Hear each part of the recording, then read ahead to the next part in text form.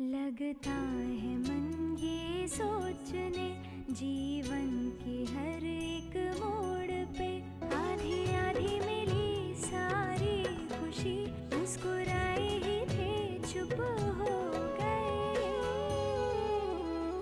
जिस घर में आंगन में रहूं उसकी भी होकर मैं ना हूं। कैसे कहूं किससे कहूं कि मैं इस घर की छोटी बहू। गुरुजी, मेरी पुत्री को आपने इतने समय अपने संरक्षण में रखा, इस ऋण से कभी उऋण नहीं हो पाऊंगा गुरुजी। अरे नहीं नहीं, ऐसा मत कहिए शास्त्री जी। क्यों लेकर आए आप बाबूजी को यहाँ? क्योंकि मैं जानता था कि वो ही एक हैं जो तुम्हें वापस ले जा सकते हैं। बेटा, मैं तुम्हें लेने आया हूँ। मैं जानती हूँ बाबूजी, आप सब लोग मुझसे बहुत प्रेम करते हैं। बाबूजी, समझ में नहीं आ रहा किन शब्दों में आपका धन्यवाद करूं। आपने मुझे समझा, मुझे इस आश्रम में रहने की अनुमति दी। इस बार तुमने बाबूजी को मना लिया, पर मैं अब जानता हूं तुम खुद घर वापस आओगे। अब मैं कुछ नहीं करूंगा, जो भी करेंगे कान्हा ही करेंगे। अब कान्हा ही तुम्हें इस आश्रम से घर ले आएंगे।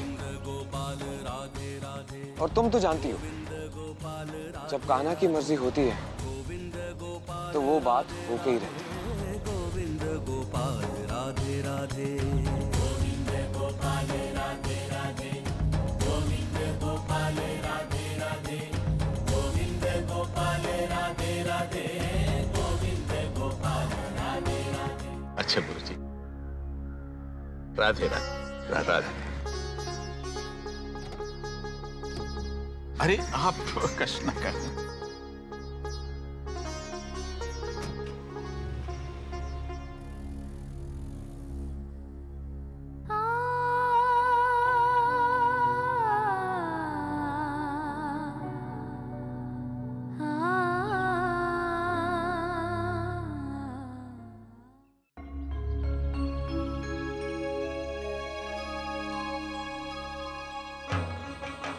अब मैं कुछ नहीं करूंगा, जो भी करेंगे कान्हा ही करेंगे।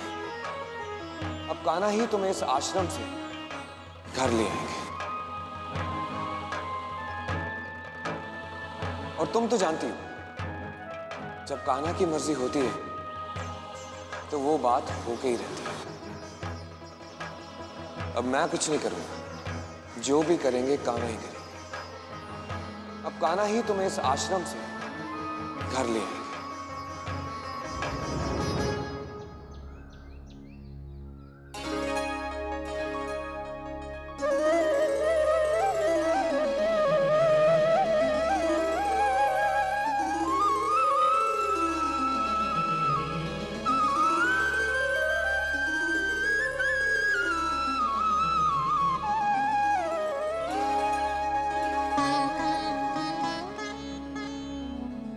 अब दोबारा मेरी जिंदगी में और कोई दुविधा पैदा मत करना कान्हा।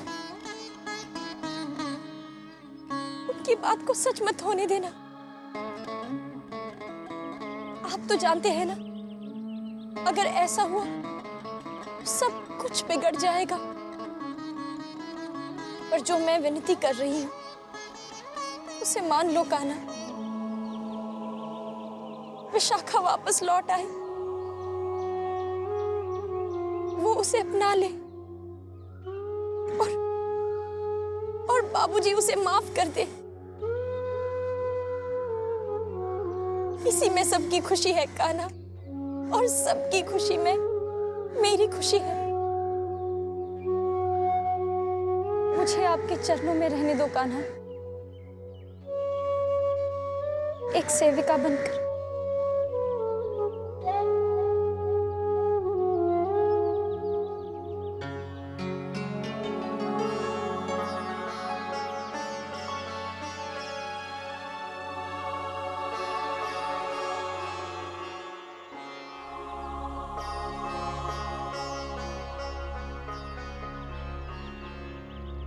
राधिका,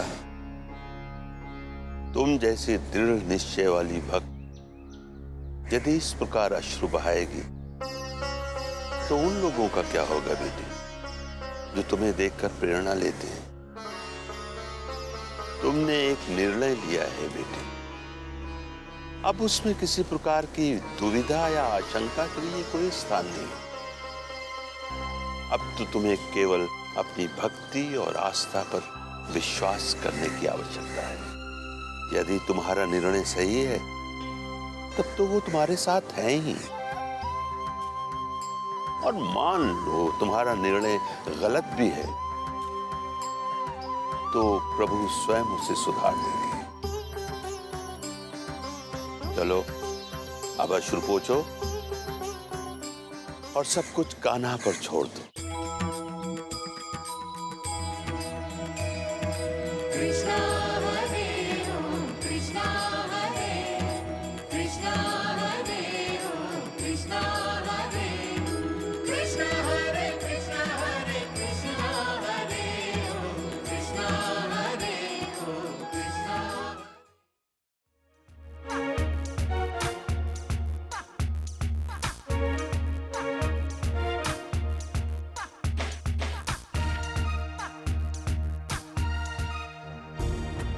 हेलो, क्या बात है क्यूटीज? इतनी बन ठन के कहाँ जा रही हो? कसम से एकदम हीरोइंस लग रही हो। पूरब, अब मैं इस कमरे में बैठ के तुम्हारी मदद का इंतजार तो नहीं कर सकती ना, इसलिए मैं अपनी मदद खुद करने जा रही हूँ। अपनी हेल्प अपने आप? बट हाउ, कैसे? पूरब, उस दिन मृणालिनी भाभी की दोस्त ने जो मुझे कार्ड दिया था ना, मैं उन्हीं से मिलने दोबारा जा रही हूँ, ठीक है? लेकिन क्यूटीज, लास्ट टाइम तो उन्होंने तुम्हें गेट से बाहर कर दिया था ना। पूरब, तब मैं बहन जी बन के गई थी, और आज मैं पूरी हीरोइन लग रही हूँ, हीरोइन। अब देखना, कुछ ना कुछ जरूर होगा, ठीक है? कुछ ना कुछ तो होना ही चाहिए क्यूटीज, वरना कुछ दिनों बाद ना तो हमारे पास मनीज होगा और ना ही खाने को फूड्स। All the best. अच्छा ठीक है, अब मैं चलती हूँ, बाय। अब वैसे पूरब, ये मेरा ड्रेस कैसा लग रहा है? हाँ, गुड्स। तुम्हें कुछ नहीं पता पूरब, तुम एक नंबर के बेवकूफ हो, बेवकूफ।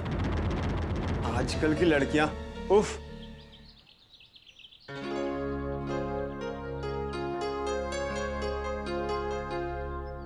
सुशील, एयरपोर्ट के लिए कब निकलना है? बस चलते हैं चाची माँ। पैकिंग वुकिंग हो गया है ना?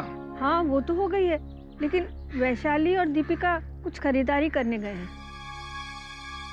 एक काम करो, उन्हें कह दो कि सीधा एयरपोर्ट आ जाए। ठीक है। तुम भी उन लोगों के साथ चले जाते बेटा तो अच्छा होता। वो दादी माँ, एक्चुअली में मुझे एक जरूरी काम था तो जरा यहाँ बिजी था, जा नहीं पाया।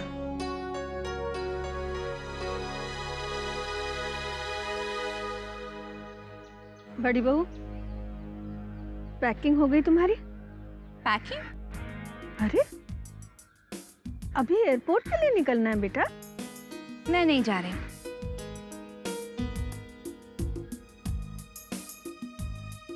मुझे अपनी फ्रेंड से मिलना है, शॉपिंग करनी है। लेकिन तुम्हारी टिकट?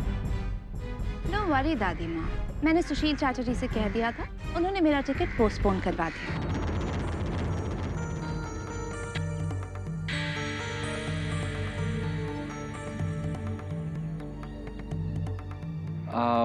बाबूजी, एक्चुअली काम तो हमें भी था यहाँ पे, तो हम भी रुक जाते हैं। तुम नहीं रुक सकते अर्जुन, तुम्हारा टिकट थोड़ी ना रद्द हुआ है।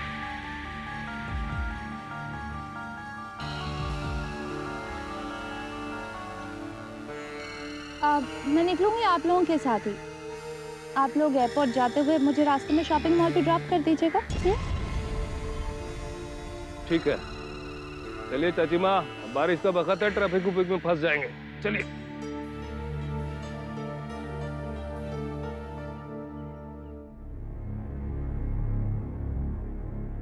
ये लोग अभी तक नहीं आए। इतनी अधीर काहे हो रही है? अरे गए हैं ना लाने उपकरम जल्दी को।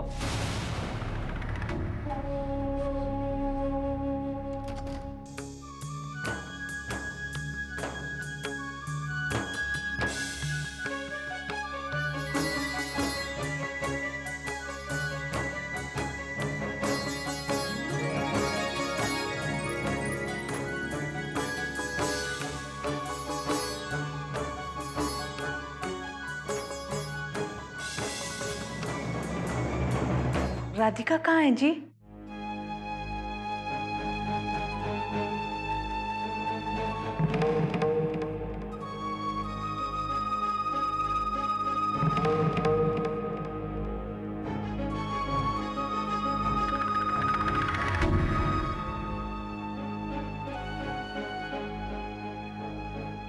बताइए ना जी, राधिका कहाँ है? आप इतने चुपचाप क्यों हैं जी? आपको राधिका मिली ना? वो आश्रम में ही है।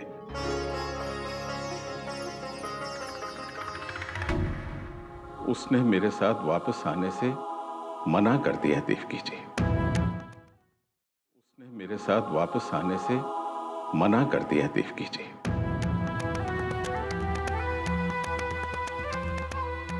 मैंने उसे मनाने की बहुत चेष्टा की देवकी जी, परंतु उसने अपना निर्णय नहीं बदला। वो आश्रम में ही रहना चाहती है, सेविका बनकर।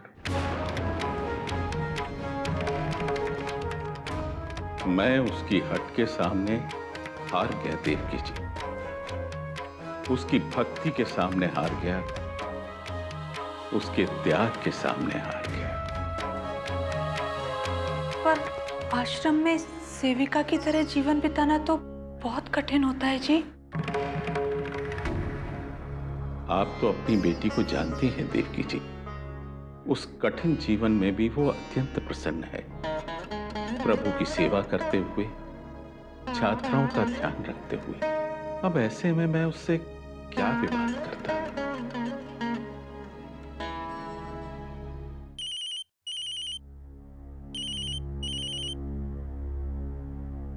हेलो, मैं केशव बोल रहा हूँ। हाँ केशव, बोलो।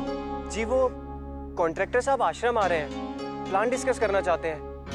अगर कल वो चले गए तो 1-2 हफ्ते के लिए काम रुक जाएगा। आप क्या आज आश्रम आ सकते हैं? ठीक है, मैं अभी आता हूँ। बाबूजी, मुझे जाना होगा, कुछ काम आ गया है। ठीक है बेटा, राधे राधे। राधे राधे। राधे राधे। राधे राधे।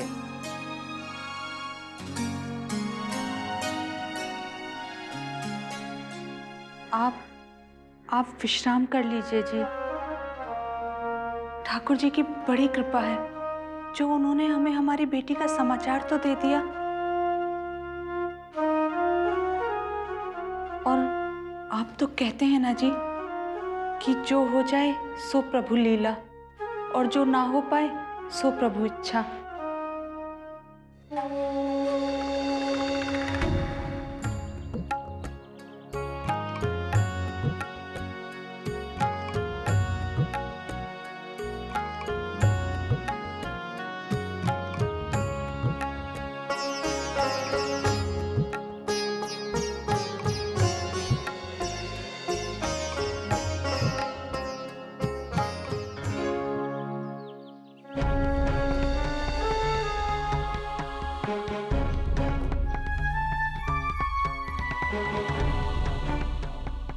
आप दोबारा यहाँ चले आए? क्यों आप अपनी बात मुझसे मनवाना चाहते हैं? क्यों बार बार आप? ये तुम क्या बिना बात? ओह राधिका, तुम शायद भूल रही हो कि आश्रम पुरोहित ट्रस्ट का ही है, और इस जमीन पर हम मठ भी बनाने वाले हैं। मैं तो यहाँ अपने मठ के काम से आया हूँ। और वैसे भी मैं तुमसे कह चुका हूं कि मैं तुम्हें ले जाने की कोशिश नहीं करने वाला। अब जो भी करेंगे कान्हा ही करेंगे। कृष्णाय गोविंदाय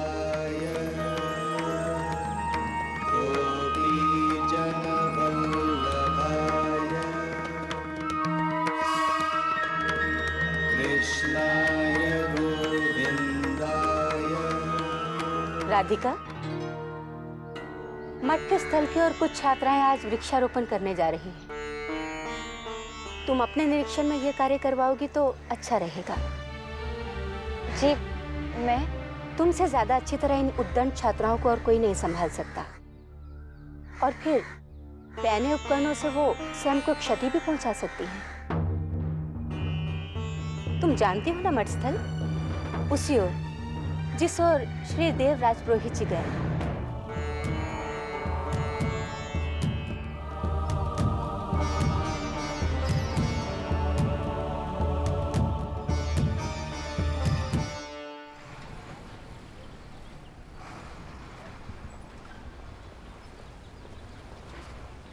सुशील, तुम आगे बैठ जाओ तो हम सब आराम से बैठ सकेंगे।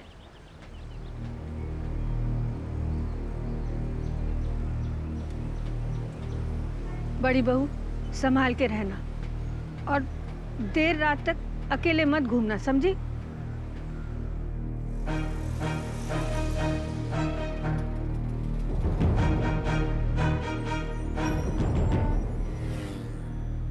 सुशील, तुमने वैशाली से बात कर ली?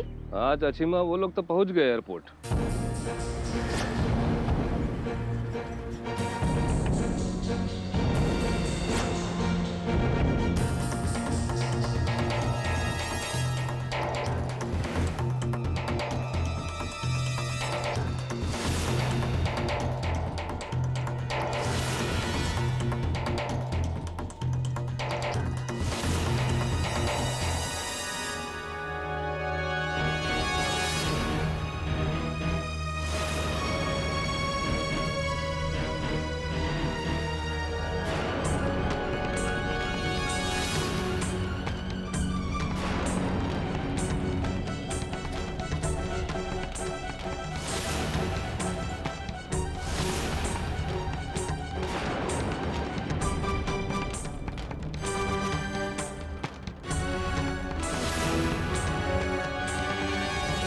ये लड़की बिल्कुल छोटी बहू जैसी लगी ना। वो विशाखा ही थी दादी माँ, आपकी छोटी बहू।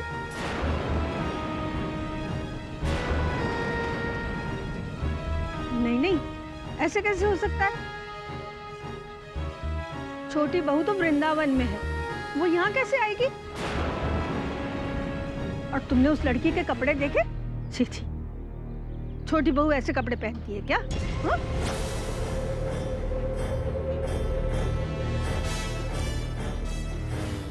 खैर, मेरे ख्याल से हमें अब चलना चाहिए।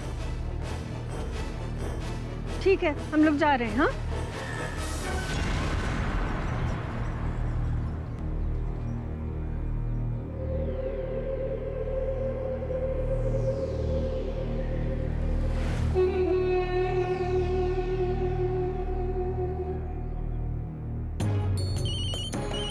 हेलो। हेलो विशाखा, विशाखा कहाँ हो तुम? वाह वाह, मैं कहाँ हूँ? और ये सवाल तो मुझे आपसे पूछना चाहिए था कि आप कहाँ पर हैं। आप मुझे बीच भंवर में धोखा देके चली गई और अब मुझसे पूछ रही कि मैं कहाँ हूँ। विशाखा, कुछ प्रॉब्लम हो गई थी, तुम ये सब छोड़ो और ये बताओ कि तुम हो कहाँ? मृणालिनी भाभी, मैंने आपके फोन का बहुत इंतजार किया और ऊपर से मैंने आपको 50 फोन भी किए, लेकिन जब मैंने देखा कि आप मेरा फोन ही नहीं उठा रही हैं, तब मैं समझ गई कि मुझे आपसे हेल्प नहीं मिल सकती। इसीलिए मैं खुद ही मुंबई आ गई।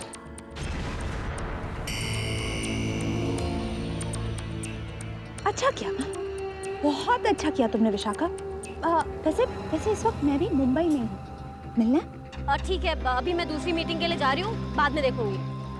कोई बात नहीं, बाद में मिलते हैं। मैं एक काम करती हूँ, मैं तुम्हें ना अपना एड्रेस मैसेज कर देती हूँ, ठीक है? देखूंगी। Okay, bye.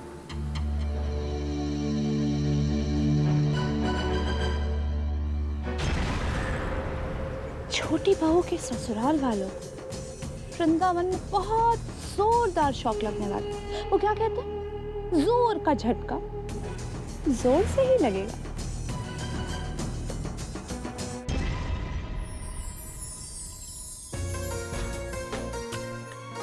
वन्या, इधर गड्ढा खोदो और ये बीज डाल दो। इस बीज से पौधा उगेगा? हाँ।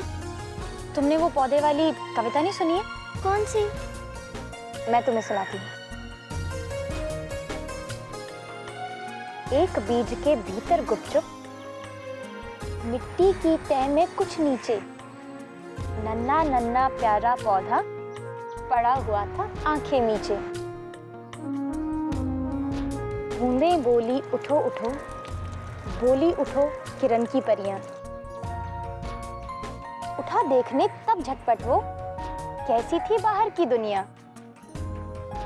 तितली आई, चिड़िया आई, जी हुई उसने आंखें खोली। लगी हवा में उसे झुलाने और प्यार की बातें बोली।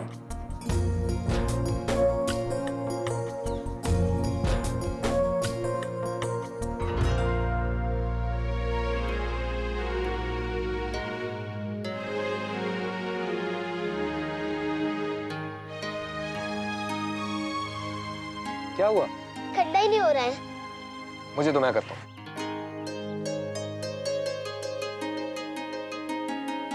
दीदी आप भी आओ ना मेरी मदद करने।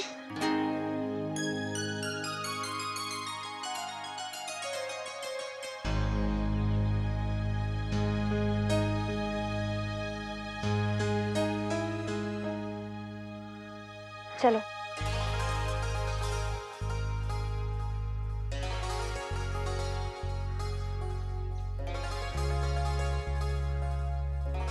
लाइए मैं कर देती हूँ।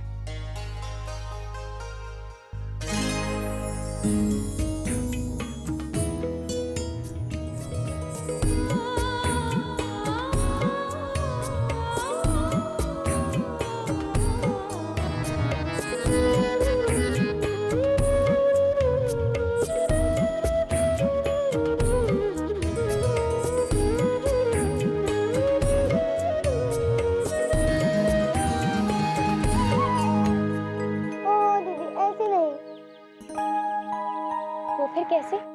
गा के जैसा भी सुना था कविता।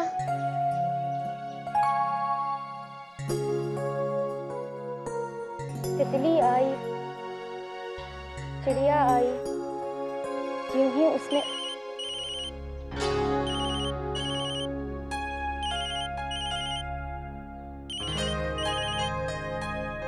हेलो।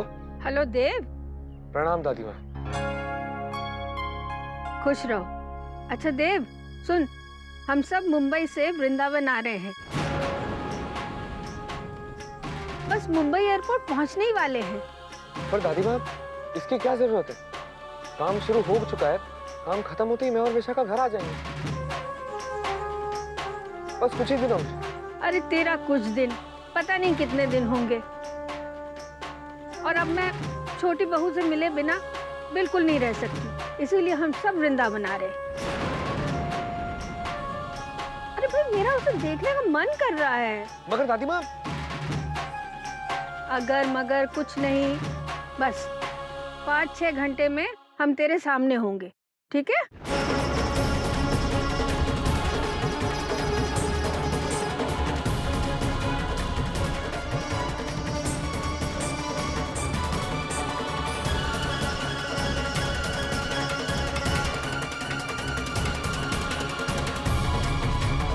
क्या हुआ? दादी माँ ने कहा सारे घर वाले वृंदावन आ रहे, छोटी बहू से मिलने।